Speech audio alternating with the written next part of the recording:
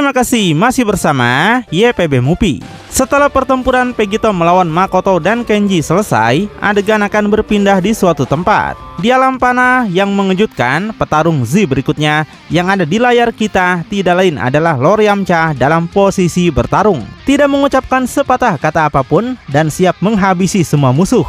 Tepat di depannya tentu aja ada 3 iblis pendek dalam perawakannya, tapi dengan semangat mengawasi Yamcha sebagai korban mereka berikutnya. Namun, melihat kembali ke mereka dengan kepercayaan diri yang mengejutkan, Yamcha mengajak mereka memulai pertarungan ini. Yamcha tidak akan mempermalukan dirinya di depan Piccolo, jadi mereka memilih orang yang salah untuk diganggu. Terlepas dari itu, ketiga iblis itu kemudian akan meluncur maju. Tapi hanya dalam satu gerakan yang paling ikonik dan khasnya, dengan lolongan serigala buas, Yamcha akan berlari tepat melewati ketiganya. Dan tentu aja, ketiga makhluk kecil itu kemudian akan jatuh tidak berdaya. Saat Yamcha mencoba mempertahankan ketenangannya, dia akan berpikir persis seperti yang Piccolo katakan padanya. Yamcha harus lebih percaya pada dirinya sendiri. Jika Piccolo bisa menangani orang-orang besar itu, maka Yamcha merasa pasti bisa menghadapi para bawahan ini. Yamcha bahkan semakin kuat setiap hari bersama Piccolo. Tapi saat Yamcha masih percaya diri, dia akan melamun dan merasa mungkin jika dia terus begini, dia bahkan bisa menyusul Goku. Setidaknya Goku dari beberapa tahun yang lalu. Mungkin dia bisa menjadi manusia super atau semacamnya. Saat dengan kekanak-kanakan dalam pikirannya, gambaran dirinya menjadi Super Saiyan akan dia bayangkan. Tapi senyuman ini dan saat-saat indahnya akan berakhir karena dalam sekejap seluruh tubuh Yamcha akan secara misterius dilapisi cahaya putih. Sebelum tubuhnya tiba-tiba dibanting ke bawah, Yamcha yang malang itu akan benar-benar kewalahan dalam sekejap, meninggalkan asap di belakangnya. Sampai dalam pemandangan tragis, Yamcha yang kepercayaan dirinya tumbuh akan dibiarkan terbaring di tanah tanpa bergerak dalam posisi pasrah. Tapi belum selesai di sana, kaki penyerang yang diduga menendang tubuh Yamcha dengan lembut kini muncul di hadapannya. Siluet gelap penyerangnya kini akan mulai menunjukkan dirinya. Sampai dalam panel yang tidak terduga, orang yang berdiri di atas tubuhnya dengan mata serapi merah tidak lain adalah Whis. Berdiri dengan dingin di hadapannya, tapi dengan alasan yang belum jelas, air mata nampak mengalir di wajahnya. Wah, apakah Whis beneran sudah menjadi musuh? Yamcha merasa dia pasti bermimpi dan yakin bukan Whis yang menyerangnya. Dengan sedikit energi yang tersisa, Yamcha mempertanyakan Whis dalam keadaan yang hampir seperti mimpi. Tapi Whis yang kini menghapus air matanya akan menjawab kalau dia tahu siapa Yamcha. Whis tegaskan Yamcha tidak bermimpi dan Whis tahu Yamcha adalah musuhnya sekarang. Melihat ke bawah dengan serapi merah iblisnya, sifat sejati di balik identitas Whis yang baru ini menjadi jelas. Saat Whis bersuara lembut yang kita kenal dulu berubah menjadi pembunuh berdarah dingin. Sambil langsung mengayunkan tangannya ke belakang, di telapak tangan Whis sebuah tongkat baru secara tidak terduga akan muncul. Sebuah tongkat iblis untuk menggantikan tongkat malaikat yang dia hadiahkan kepada Vegito dulu. Dengan tengkorak tertanam di puncaknya dan trisula memegang bola kristal bercahaya merah gelap dan juga hitam. Dan sebelum Yamcha bahkan bisa berharap untuk mendapatkan sedikit penjelasan, seperti laser kematian dari Frieza, jantung Yamcha yang malang itu akan berhenti dalam sekejap saat ledakan energi merah dari tongkat Whis menembus tubuhnya. Seketika, tanpa sepatah kata apapun, hidup Yamcha akan terenggut, matanya tertutup dan napasnya berhenti. Angel Whis telah mengambil nyawa manusia pertamanya. Wah, gila sih, Whis sudah menjadi pembunuh yang benar-benar sadis. Di saat auraki penduduk bumi itu akan lenyap, itu tidak akan luput dari perhatian. Seolah-olah Namekian itu telah memantau Yamcha sepanjang waktu. Piccolo akan terbelalak saat dia segera memalingkan kepalanya. Dia berpikir ini nggak mungkin terjadi, nggak mungkin Yamcha mati lagi. Tapi ketika Piccolo merenungkan status teman dekatnya yang langsung mendatanginya adalah iblis ular bersisik, matanya tertuju pada Piccolo di mana Piccolo ingin segera mengakhiri pertarungan ini. Dan setelah itu, seketika dalam ledakan energi mendadak langsung dari mulutnya, Piccolo akan menghancurkan iblis itu yang berpotensi menjadi Raja Iblis. Dengan satu pancaran energi, seolah-olah makhluk itu bukan apa-apa. Dan saat Piccolo berhenti sejenak, kini tidak ada apapun di depannya selain asap hangus dari iblis itu. Dengan amarah dan urgensi yang ekstrim, Piccolo akan terbang dengan kecepatan cahaya ke lokasi Yamcha. Piccolo bahkan hampir tidak bisa merasakan energi dari iblis di sekitar sini. Piccolo sontak terkejut melihat ada dua sosok di sana. Tapi saat Piccolo mendekati dua sosok gelap, darahnya akan mulai membeku saat dia menyadari siapa yang ada tepat di depannya adalah Whis. Dengan penuh penasaran, Piccolo kemudian mendarat tepat di samping kaki Yamcha yang telah meninggal. Piccolo benar-benar tidak bisa mempercayai ini. Dan saat Piccolo berdiri di atas mayat temannya, menatap mata dinginnya yang mati, yang bisa dilakukan Piccolo hanyalah menggerutu. Dia mengencangkan otot-ototnya dan sebagian membesar karena amarahnya. Tapi gak lama kemudian gerutuan itu akan berhenti sesaat dengan kini menatap lurus ke mata Seraphim merah Whis. Piccolo berkata dengan tenang, pasti terasa menyenangkan ketika Whis mengganggu yang lemah seperti ini. Mereka para mortal tak berdaya padahal para dewa mengaku untuk melindungi manusia. Dan seharusnya Piccolo selalu tahu tentang Whis. Yang kemudian dibalas Whis terus terang, dia tidak peduli bagaimana kelihatannya, ini bukanlah urusan yang menyenangkan baginya. Tapi yang akan Whis ingatkan padanya, seorang dewa penghancur maupun angel tidak pernah ditugaskan untuk melindungi, apalagi untuk menjaga keseimbangan alam semesta bersama dengan Kaioshin. Apapun yang Piccolo katakan, apa yang Piccolo lakukan hari ini berarti sama saja. Sambil kini menunjukkan amarahnya, Piccolo akan menyapu tangannya ke samping. Ketika dia mendengar cerita tentang bagaimana Whis membantu Piccolo, Whis adalah satu-satunya yang menentang para dewa ketika para dewa datang dan menghancurkan mereka. Saat itu Piccolo benar-benar merasa respek pada Whis. Rasa hormat, kasih sayang di mana Whis hampir seperti salah satu dari mereka. Tapi di sini Whis mengecewakan semuanya. Namun Whis yang tetap berwajah dingin kemudian hanya akan menjawab, meskipun itu pujian untuk didengar darinya, tapi itu hanyalah bukti bahwa mereka para mortal lupa akan hierarki yang ada. Percaya bahwa dia seorang angel yang harus patuh pada Omni King. Whis khawatir pencarian Piccolo untuk penjelasan darinya adalah sesuatu yang tidak akan bisa Piccolo dengar. Yang bisa Whis minta hanyalah pengampunannya. Tapi setelah mendengar ini, bukan ketakutan yang akan menyerang Piccolo, melainkan senyuman percaya dirinya. Saat menatap lurus ke depan, ketika seluruh tubuh dan wajahnya mulai mengalirkan pembuluh darah, Piccolo katakan itu tidak apa-apa. Beberapa waktu yang lalu Whis mengatakan sesuatu seperti itu akan berarti sesuatu. Tapi sekarang sudah tidak lagi. Sudah lama sejak terakhir mereka bertemu, jadi ketahuilah bahwa Piccolo telah melalui beberapa perubahan. Piccolo akan membuat Whis membayar untuk Yamcha. Sambil meledakkan kekuatannya menjadi peningkatan kekuatan yang riuh, teriakannya akan terdengar di seluruh alam semesta. Piccolo akan memulai perubahannya yang telah lama ditunggu-tunggu, menunjukkannya untuk pertama kalinya di depan Angel Whis. Dan saat kita mendapatkan pandangan dari belakangnya, tubuhnya akan mulai tumbuh dan berlipat ganda ukurannya.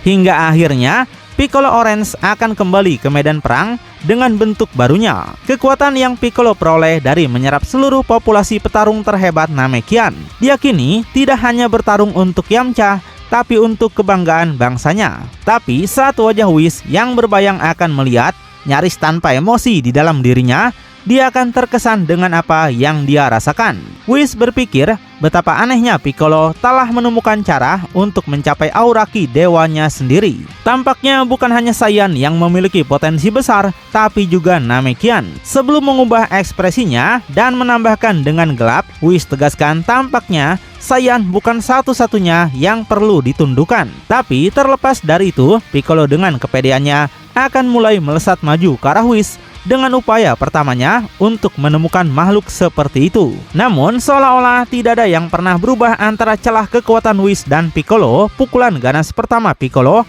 hampir tidak meleset. Seketika Whis akan dengan santai menjaga tangannya di belakang punggungnya. Saat Whis menatap ke arahnya dengan tatapan kosong, dia akan berkata, Piccolo mungkin telah berubah. Tapi Piccolo hanya perlu melihat salah satu matanya ini untuk mengetahui perubahan yang jauh lebih besar. Dan seperti cambuk yang menggelegar, Whis akan membalas dan menyentakkan kakinya tepat ke wajah Piccolo, menghempaskan Piccolo terbang melayang jauh ke belakang. Tapi dalam keadaan barunya yang bertenaga, Tidak butuh waktu lama sebelum Piccolo akan pulih di bawah tanah, mendarat dengan satu lutut, namun jelas terkejut dengan kemampuan Whis. Piccolo baru tahu, jadi seperti inilah kekuatan yang dimiliki oleh para Angel. Inilah yang dilatih Goku selama ini. Karena itu, Piccolo merasa dia benar-benar harus membuktikan dirinya. Menenangkan diri dan menerima tantangan secara langsung, Piccolo akan berpura-pura bahwa ini hanyalah pemanasan.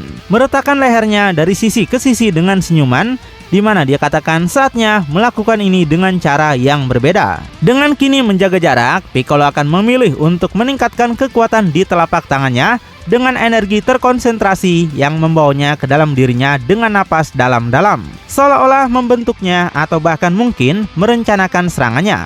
Sebelum dalam rentetan gerakan tangan yang tak terhitung jumlahnya, pasukan bola energi akan ditembakkan sekaligus. Tapi saat itu melesat ke arah Whis, bahkan Whis akan menyadari bagaimana itu benar-benar meleset darinya dan sama sekali tidak tepat sasaran. Begitu kita memperbesarnya, hampir dapat diprediksi Piccolo, setiap bola energi yang seharusnya meleset kini akan melayang di langit di sekitar Whis, mengelilingi tubuhnya seolah-olah dia telah memasuki lingkungan yang salah. Saat kita melihat tampaknya Whis sama sekali tidak peduli, bahkan dengan dirinya sendiri terperangkap. Senyuman angkuh Piccolo akan tetap muncul saat dia akan melanjutkan.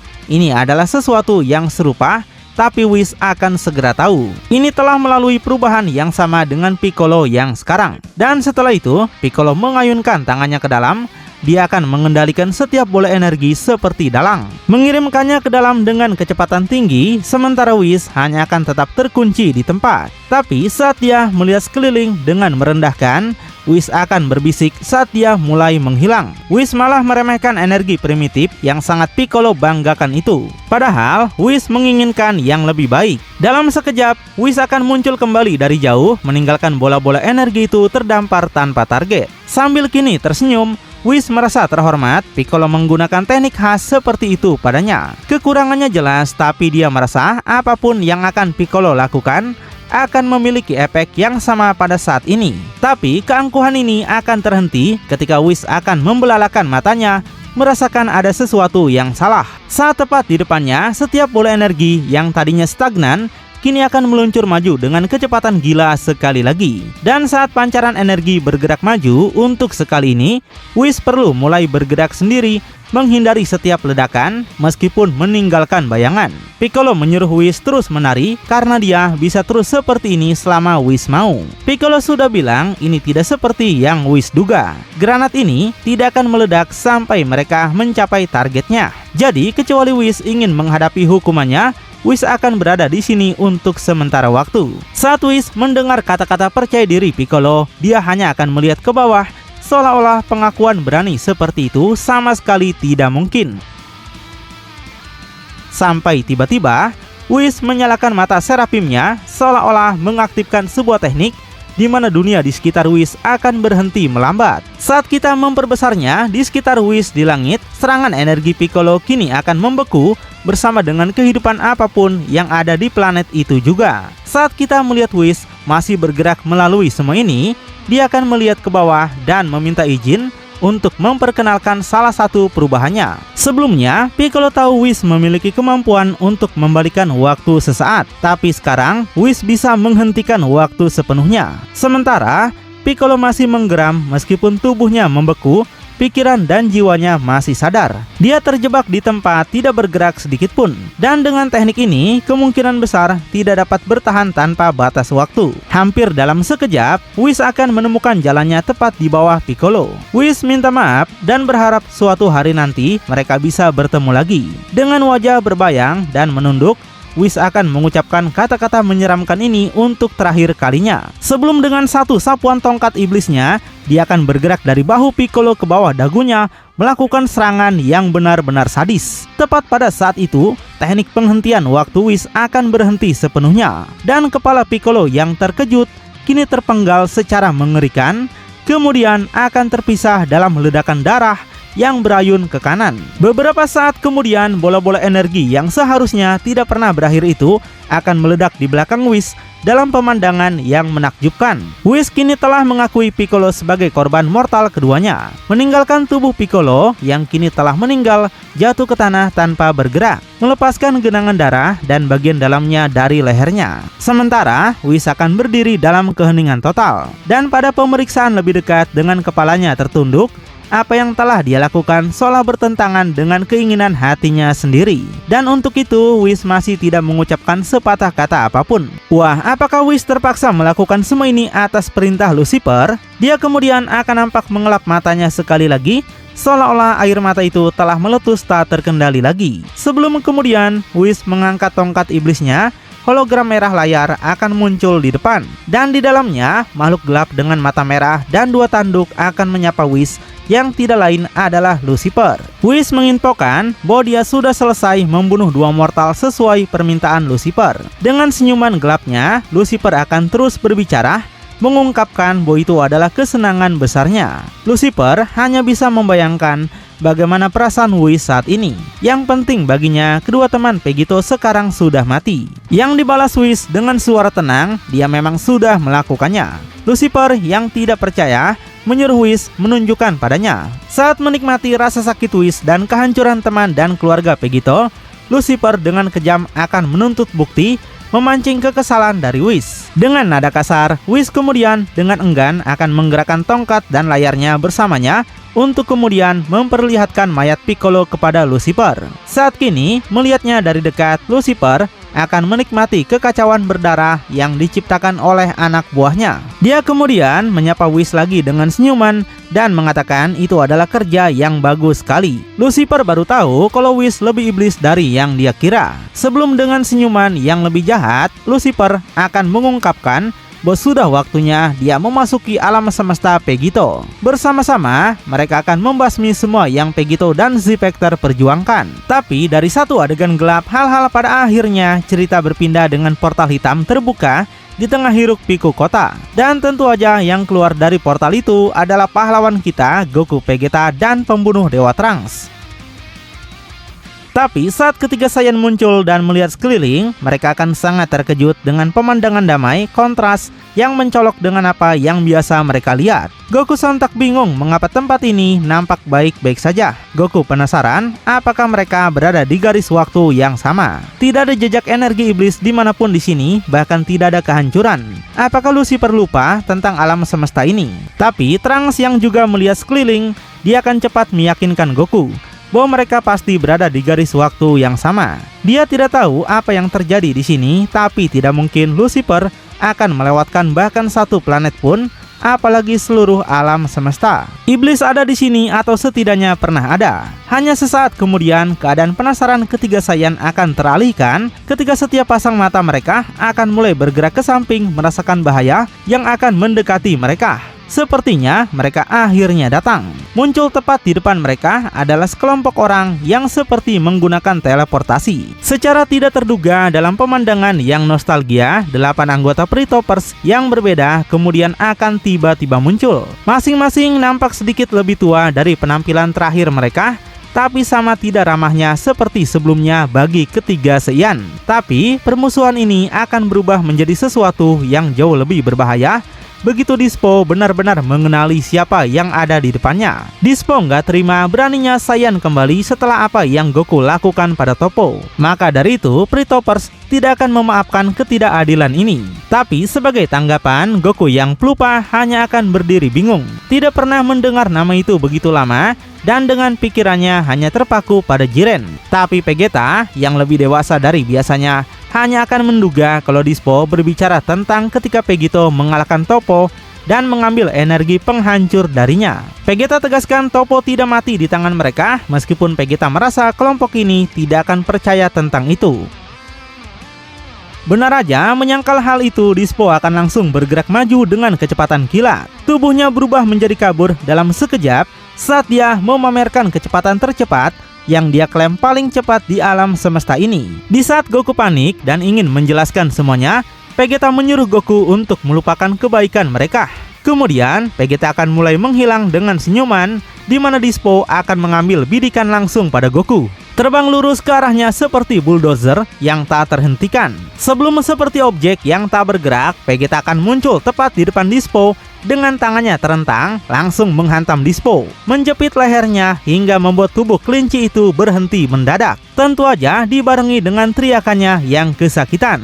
Dan ketika kita melihat wajahnya dari dekat, itu akan menjadi hal yang lucu untuk dikatakan. Saat suaranya tiba-tiba menjadi melengking, bersamaan dengan matanya yang melotot secara lucu. Goku dengan canggungnya akan mengatakan dia bisa menjelaskan apa yang terjadi. Tapi dengan Vegeta menunjukkan senyuman gila, akhirnya membiarkan Dispo jatuh ke tanah, dikalahkan dalam sekejap. Ketujuh anggota Pritoppers lainnya yang lebih rendah akan melihat dengan terkejut, takut bahwa salah satu senior mereka akan disingkirkan dengan begitu mudah. Vegeta menanyakan siapa yang mau selanjutnya. Tapi saat Pangeran Congak yang bangga itu akan berdiri tegak di depan sisa kelompok itu, akan ada keheningan yang mencolok karena masing-masing akan tahu betapa tidak ada gunanya menantang Vegeta. Menambah dorongan ego kepada Vegeta sambil dia akan tersenyum angkuh tepat di wajah mereka.